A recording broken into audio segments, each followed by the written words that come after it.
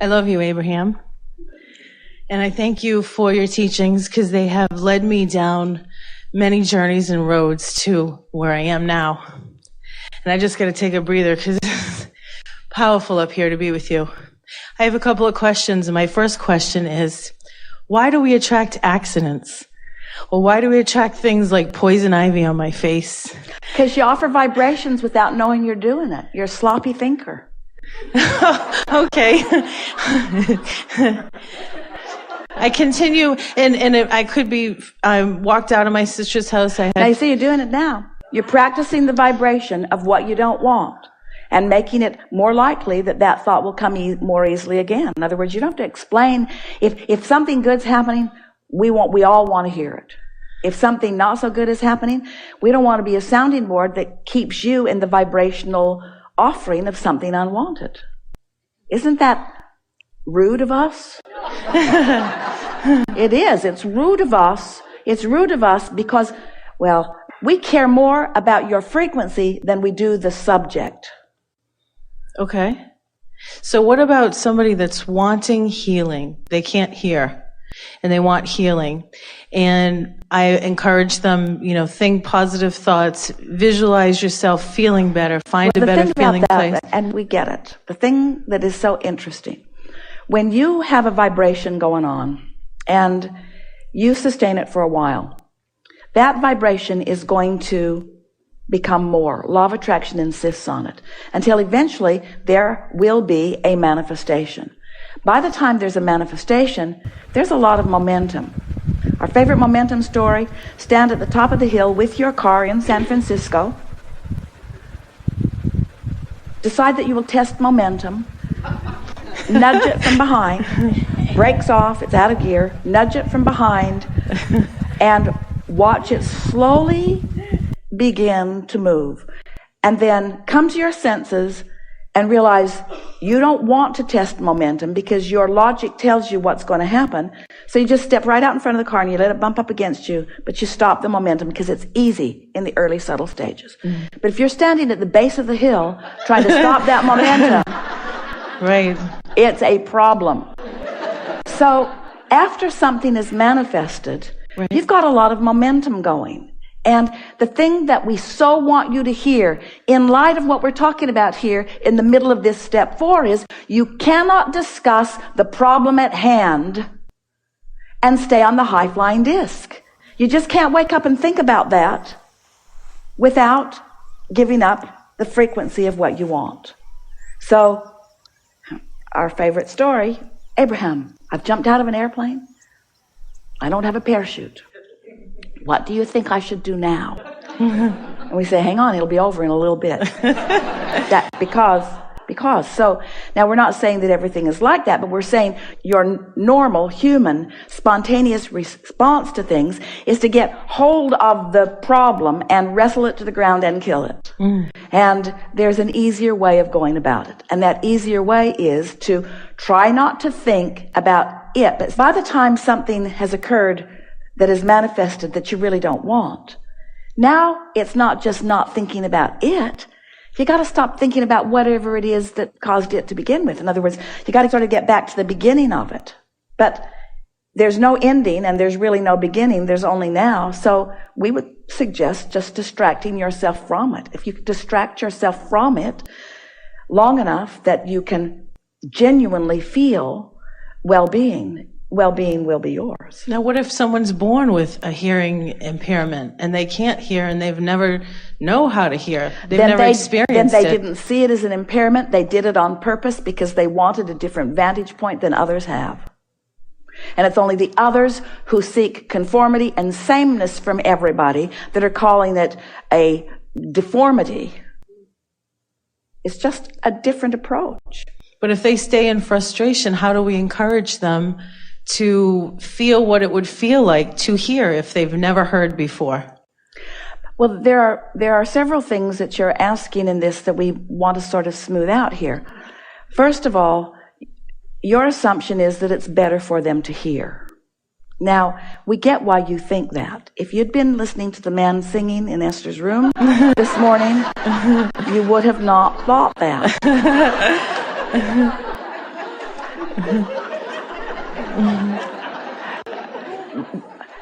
So we're going to say it again because it's hard to hear. Just because someone is born different than most of you are doesn't mean they made a mistake, and it doesn't mean that conforming to what you've got is the answer to all their dreams coming true. You go to a lot of trouble being born the way you're born. In other words, that's not even true. It's not trouble, but you come deliberately. You come deliberately, you see. And there's something very aligning about not listening to all the chatter in the world. Someone who is not listening to all the chatter in the world has the potential of focusing in a more powerful way. You see, we don't want to get into the details because all these details do is cause defensiveness from anyone who thinks that it should be another way. Sure. We just want you to accept that just because it's different doesn't mean something's gone wrong. And the next thing is, you can never help anybody get to a place that they want to be or that you want them to be if you think that where they are is in the wrong place. But what if they think so and they choose to be a victim to that? Then if you're thinking a lot about them, then you're joining them on the victim disc. Okay. And you're not helping them and they're not helping you. Right. I get that. So what is it that makes you so tenacious about figuring out what to do about something that you can't do anything about without sacrificing your own alignment? That's really what this discussion is about. And we know this would upend a lot of people around the planet. Abraham, are you kidding? Aren't I supposed to help everybody? And we say, yes, but you can't do it from less than the high-flying disc. I know, but they've got a problem that I need to talk with you about. And in order to talk about their problem, I have to get on a lower disc. That's fine, get on a lower disc, but don't ask us how you can help them because you can't help them if you're on a lower disc. Gotcha. You got to accept them as whole and perfect as they are before you can be of any value to them whatsoever. And humans, you're speaking to something that is so big and so important because most humans really believe that things should be a certain way. So they put things in piles. These are good piles, and these are bad piles, and these are not so good piles, and these are better piles, and these are worse piles, and there's piles, and let's just examine the piles. And we say, let's not. Because what you're doing by examining manifestational piles is you're letting the pile cause you to choose your disc. So there's a not good pile. We need to do something about it. All right, get on this disc and try. How's it going? Not so good. My life's going pretty much like this pile.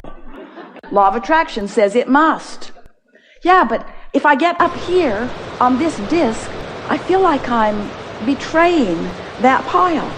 I feel like I'm turning my back on it. I feel like I'm denying, or I feel like I'm not doing the work. I'm supposed to be an uplifter, and here I am up here, and here they are down there. Shouldn't I go down and help them? We say, go ahead, try it. All right, I'm down here now. How's it going? Well, it sucks. I hate it down here. Will somebody else up there come down and help us? Okay. Anybody else? Okay. Anybody else? Okay. Now there's a lot of us down here. How's it going? How's it going? Not too good. And we sure hate those guys up there. They should all come down here with us. They should come down here with us. And humans keep coming down. Source doesn't. Man keeps wanting to feel good.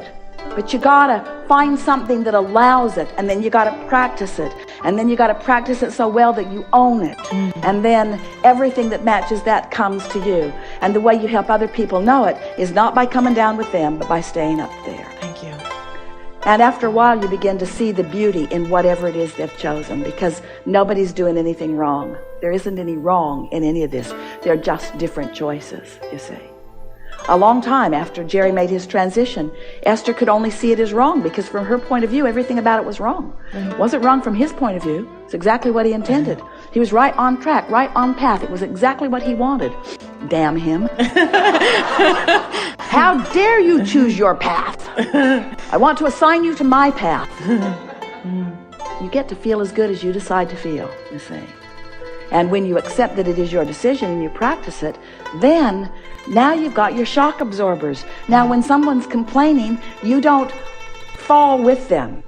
But they don't hear you either. And that's the thing. That's what's caused so many of you to try to go where you can be heard. It's the biggest epiphany of Esther's recent experience.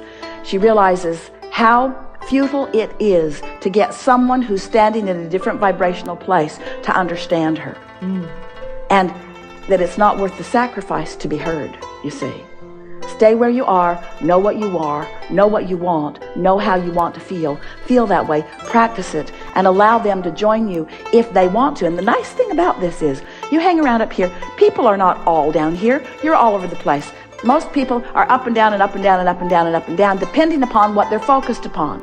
They aren't steady because they're letting the pile that they're focused upon determine what disc they're on. Well, when you become one who isn't letting the pile that you're focused upon determine what disc you're on, but you're choosing the disc which brings the piles, now what you begin to discover is that in your steady consistently, those that are up and down and up and down and up and down are occasionally up and they'll hear you. They're up and down and up and down and up and down and up and down, but they're occasionally up and they'll hear you. They're up and down and up and down and up and down and up and down, but they're occasionally up and they'll hear you. So now you have the possibility of influencing them to something that's more steady, if you're steady. And now we'll just say one last thing about this. Your inner being never joins you in your discomfort, always maintains this high-flying frequency. And that is the reason that you feel emotions at all. If your inner being would join you wherever you are, you just feel the same, because the emotion that you feel is the vibrational indicator that lets you know the difference between the frequencies within you. Everything you feel is about your split or your not split energy. And that's the thing that Esther is raving about to anyone who will hear. My split energy is all but gone. I don't have split energy about anything. I don't have split energy. And then she went into her kitchen and she saw on her beautiful marble counter a nick. A significant nick that the housekeeper did. Oh man, oh man, it can't be repaired. It's right in front of the sink. I can't get my eyes off of it. Oh man. And then she thought, are you kidding me? There must be 50 yards of perfect border around this kitchen and 1 millimeter of a nick. Oh man. Oh man. We know this sounds ridiculous, but it's how you are. So many things that just don't need to matter, that you make matter and use as your excuse to pick a disc that doesn't serve you. When if you just pick the disc that serves you, everything would come into alignment. And even that nick is helpful to Esther, because she has this thing going on that says, nobody can do it the way I like to do it except me, which makes me busier than I want to be. You must now leave. You have nicked my counter. Which means I will vacuum this great big place by myself. And I will dust it. I will do... Is that Jerry? You get the point. This is a really good time for a segment of refreshment. Thank you. Thank you.